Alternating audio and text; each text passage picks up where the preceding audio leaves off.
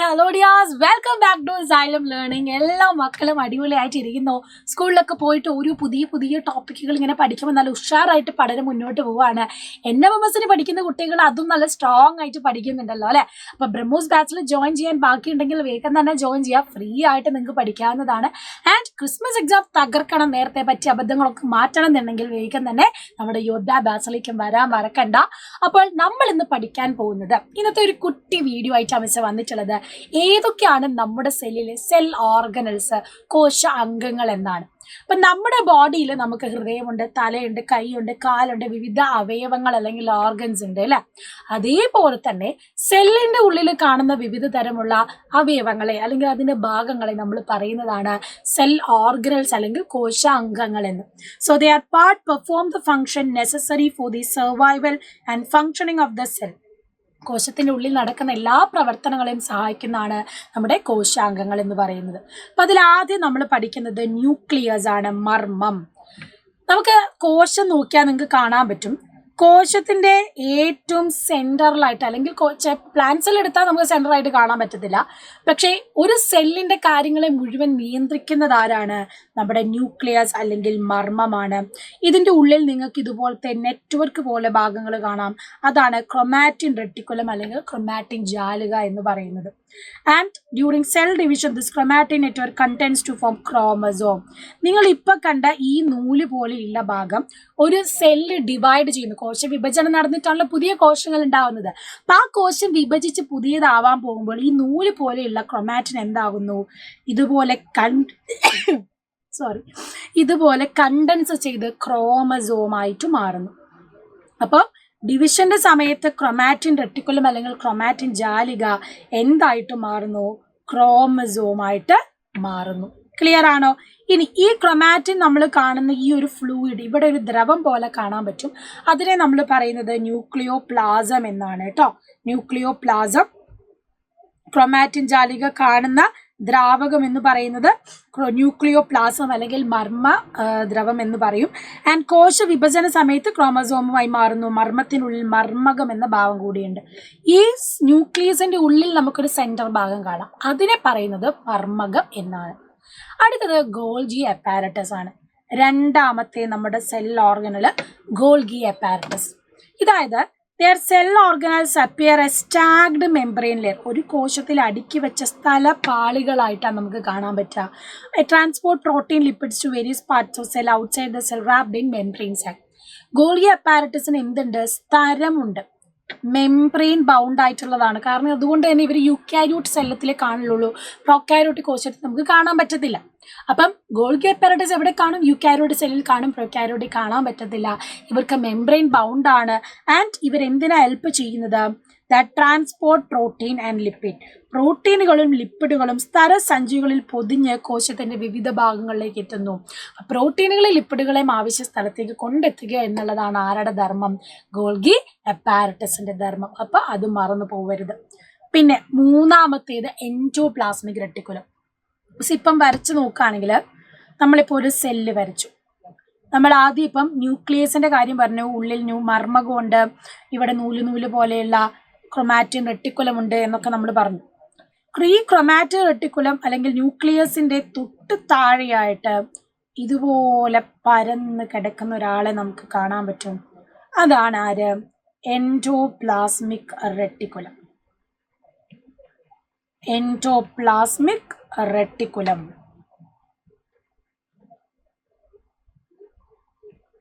Endoplasmic reticulum നമുക്ക് ER എന്ന് പഠിക്കാം. എൻഡോപ്ലാസ്മിക് റെട്ടിക്കുലം ER എന്ന് പഠിക്കാം. പിന്നെ നമ്മൾ നേരത്തെ കണ്ടത് ഗോൾഗി അപ്പാരറ്റസ് ആണ്. അത് ഇതുപോലെ സ്ഥലനിർമ്മിതമായിട്ടാണ്, അതുപോലെ ചെറിയ സഞ്ചികളായിട്ട് നമുക്ക് കാണാൻ പറ്റും. അതാണ് ഗോൾഗി ബോഡി അല്ലെങ്കിൽ ഗോൾഗി അപ്പാരറ്റസ് എന്ന് നമ്മൾ പറയുന്നത്. Golgi body.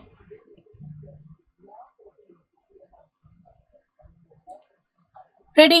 യെസ്, അതാണ് ഇവിടെ നമ്മൾ കണ്ട ഗോൾജി. ഇനി എൻഡോപ്ലാസ്മിക് റെട്ടിക്കുലം ER എന്ന് പറയുന്നത് they serve as pathway of conductive material. സെല്ലിലെ പാത്വേ, കോശത്തിന്റെ പാത എന്നറിയപ്പെടുന്നതാണെന്ത് എൻഡോപ്ലാസ്മിക് റെട്ടിക്കുലം എന്ന് പറയുന്നത്. അപ്പം ഫംഗ്ഷൻ ഓർത്തോളൂ, NMMSന് പഠിക്കുന്ന കുട്ടികൾക്കും വളരെ പ്രധാനപ്പെട്ടതാണ്.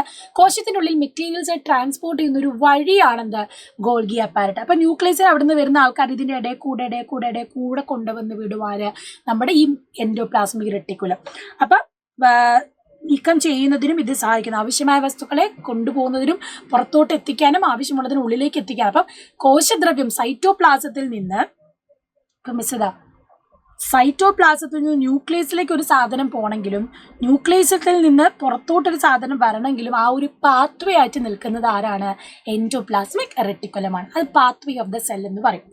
ഇനി മൈറ്റോകോൺട്രിയ, ഇവരെ നമ്മൾ power house of the cell എന്നാണ് പറയുന്നത്, ഊർജ നിലയം. കാരണം കോശത്തിന് വേണ്ട എനർജി ഉണ്ടാക്കുന്നത് ഇവിടെ വെച്ചിട്ടാണ്.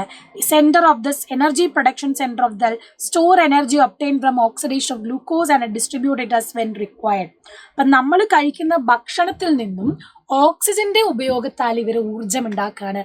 അപ്പം മൈറ്റോകോൺട്രിയയിൽ ഉണ്ടാക്കുന്ന എനർജി ഊർജ്ജം വഴിയാണ് നമുക്ക് ഓടാനും ചാടാനും ഒക്കെ ചെയ്യാൻ പറ്റുന്നത്. അപ്പം മൈറ്റോകോൺട്രിയ എന്ന് പറയുന്നത് എന്താണ്? Power house of the cell, ഊർജ നിലയമാണ്. അപ്പൊ ഇവിടെയാണ് എനർജി ഉണ്ടാക്കുന്നത്. അതുകൊണ്ടാണ് നമ്മൾ കൂലി സിനിമയിൽ പറയുന്നത് ഹൗസേ ഹൗസേ എന്ന് പറയുന്നില്ലേ. അപ്പൊ ഈ പവർ ഹൗസ് ആണ് അവിടെ ഉദ്ദേശിക്കുന്നത്. പിന്നെയുള്ളത് പ്ലാസ്റ്റിഡ്സ് ആണ്. ഇവിടെ പ്രത്യേകത, ഇത് പ്ലാന്റ് സെല്ലിൽ മാത്രമേ കാണൂ. ഇത് സസ്യകോശത്തിൽ മാത്രമേ കാണുകയുള്ളൂ. Plastids R specific parts in plants help in synthesis, storage of food material, 2 layered member. ഇവർക്കും 2 മെമ്പറൈൻ ഉണ്ട്. 2 തരത്തിൽ നമുക്ക് കാണാൻ പറ്റും. 3 തരത്തിലാണ് നമ്മൾ പ്ലാസ്റ്റിഡ് പഠിക്കുന്നത്. അത് നിങ്ങൾ ഈ ഒരു ഫ്ലോ ചാർട്ട് പഠിച്ചാൽ മതി. പ്ലാസ്റ്റിഡ് അല്ലെങ്കിൽ ജൈവ കണങ്ങൾ എന്ന് പറഞ്ഞാൽ ഒന്നാമത്തേത് നമ്മുടെ ക്ലോറോപ്ലാസ്റ്റ്, ഹരിതകണം. ക്ലോറോപ്ലാസ്റ്റ് ഹരിതകണമാണ്.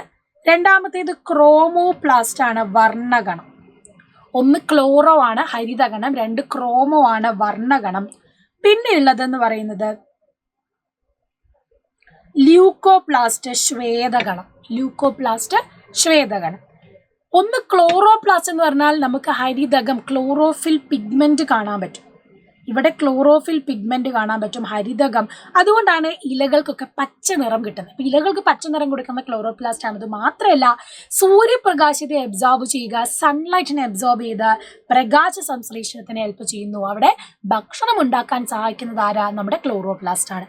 രണ്ടാമത്തേത് ക്രോമോ ആണ്. ഇത് ക്ലോറോ ആണ്, ഇത് ക്രോമോയാണ്. അടുത്തത് ക്രോമോയാണ്.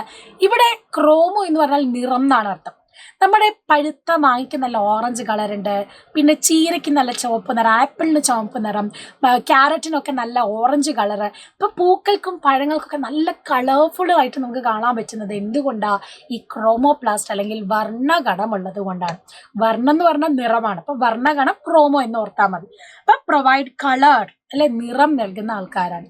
അടുത്തത് ല്യൂക്കോ, ഇത് സ്പെഷ്യലാണ്, മറന്നുപോയില്ല.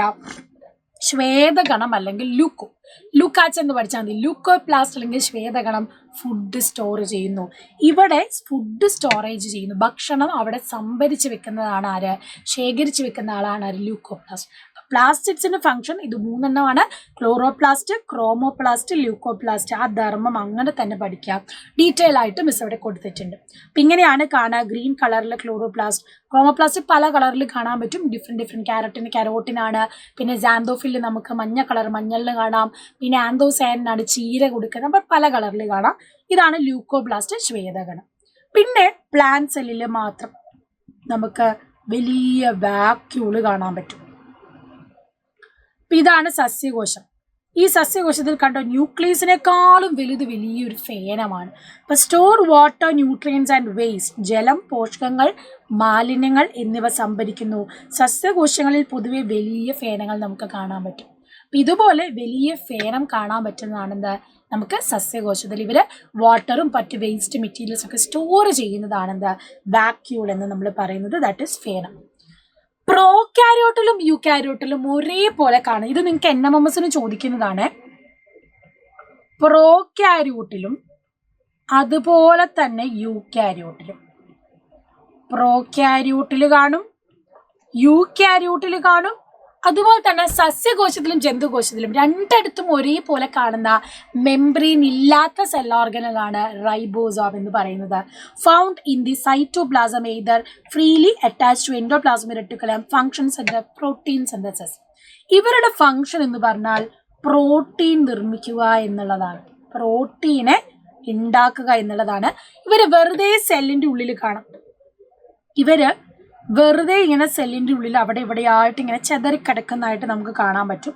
അല്ലെങ്കിൽ ഈ എൻഡോപ്ലാസ്മിക് റെട്ടിക്കുലത്തിന്റെ മേലെ നമുക്കിങ്ങനെ കാണാൻ പറ്റും. ഇവരാണെന്ത്? റൈബോസോം. റൈബോസോം.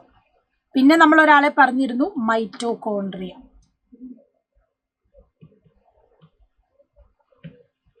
മൈറ്റോകോൺട്രിയ നമ്മൾ പറഞ്ഞിരുന്നു. പിന്നെ നമ്മൾ വലിയൊരാളെ പറഞ്ഞത് ഫേനമാണ്.